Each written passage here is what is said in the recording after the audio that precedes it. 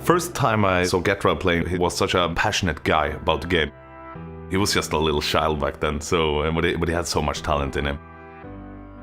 You know, everybody who's like that guy. They thought he was a bit too young to be a star player, but he proved everybody wrong.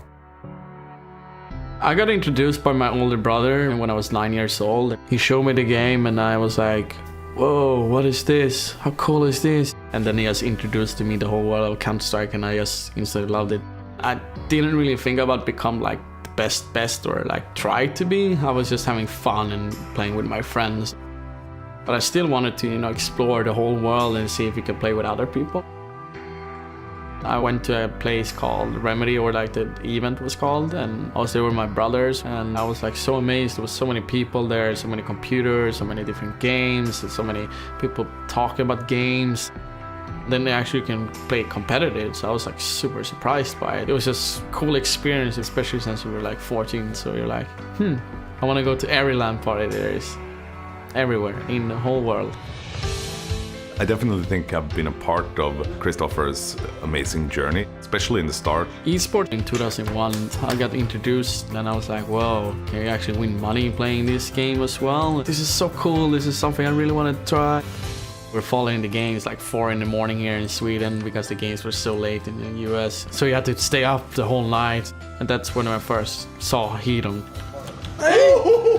Well, esports was totally new when I started playing. I think I was maybe the first guy in Sweden to receive a salary from playing computer games. And I think it was something like $200 or something. I felt like I was king of the world, and I even got free mices and keyboards, and that was huge. When I saw Hedon play the first time, I was like, whoa, he's super good, this player. I need to look up this guy and see who it is and where he's from and so on. And then I saw he was from Sweden in Stockholm. It's like, oh, I need to follow this guy. I need to know what he's doing, what team he's playing for, what achievements he's done. Basically after that I got hooked and I was like, he's my idol. He's so good and he's so talented, and I hope that I someday can actually compete against them.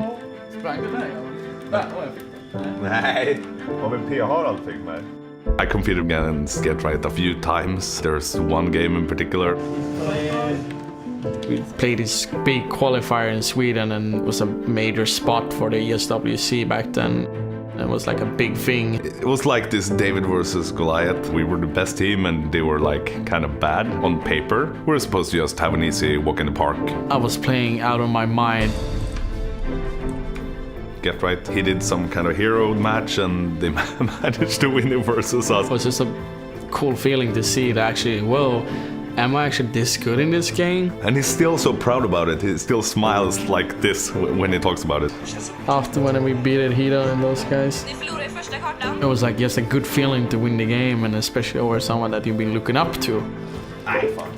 That was basically his last official tournament and game as well, so I always say to him, I actually was the last one to beat you. And my feeling afterwards, okay, there's gonna be new king in town soon. After that game I quit playing professionally and still worked for NIP, so I recruited GeT to take my spot, and he did it very well. He said to me basically like, we're gonna do an NIP again. I was surprised that he wanted to try the luck again and see it. NIP hasn't been active for many years because it's a legendary name. Ninjas in Pyjamas. We handpicked the team with GeT, Exist Forest and Fifth Line of Freiburg, and it kind of exploded into something else. We went pretty successful directly. We had this amazing run in the beginning. We won every single tournament, 87 straight games in a row without a single loss.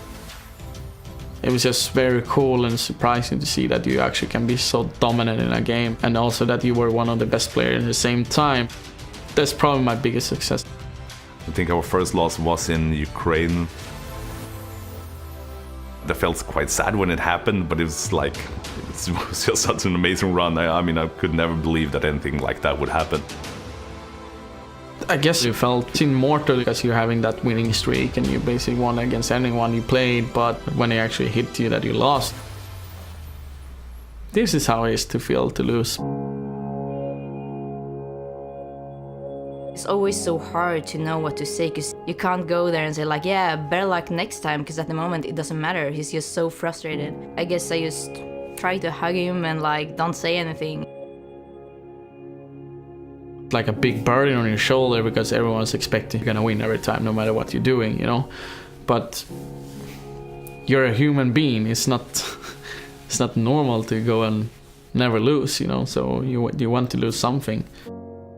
I don't think it helped Christopher being more humble for losing a game. I think he's always been a humble guy. When we're on that 87-0 streak, he was still the same guy as he is now and has always been, so I think it's just a genuine guy.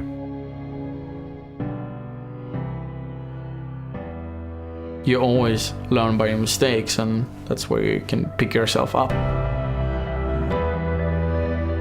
There's so many reasons I'm proud of GeT. I mean, he cares about everybody so much. He has so much passion for both the game, people around him, and his fans. And he has a kind heart, and it's very rare to see that, especially when you are the most hyped CS player in the world.